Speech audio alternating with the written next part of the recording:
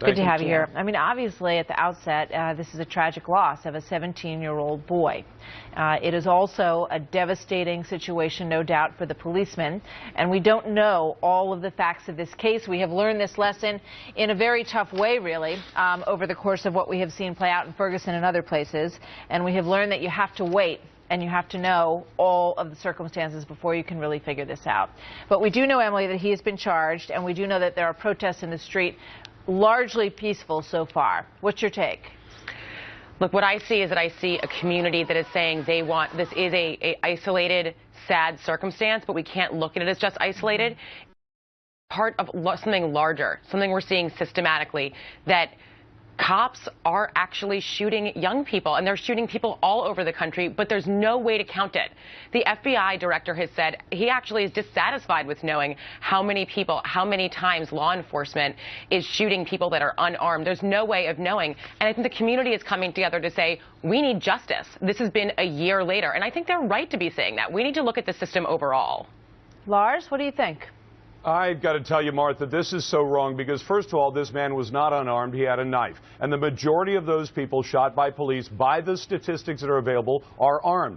Further, I don't understand what the protests were about last night. The community is angry. I understand that. They wanted the family compensated. That happened 6 months ago. They want the officer charged. That happened yesterday. And you knew almost from the get-go that this was a bad shooting because the officer continued to shoot after the man was already down and no longer a threat. So what was the protest last night looking for? The city officials from Chicago, Rahm Emanuel and others, have promised to make changes. They may not happen, but the fact is they've promised to make the changes. So what was the point of a protest like this? Well, I mean, I can tell you that I spoke to the protesters. I spoke to them this morning, and I asked them what the protest was like. They said it was peaceful. They came with peaceful intent. But the intent of it was to raise this issue up. We cannot look at this as an isolated incident. There are systematic problems in Chicago, in St. Louis. These are all over the country. And unfortunately, violence in their communities just does not get the same level of attention regularly as violence in the rest of the country. So, look, it worked. It was a peaceful protest, and it got I think when you look at these police shooting cases, it's so important to look at each one individually. And as Lars points out, this one looks pretty bad for this police officer. But we have to treat them individually. They are each their own case, and we know from studying them and from reporting them that each one comes down differently. The person who feels threatened or not threatened in each situation is relevant to what's decided here.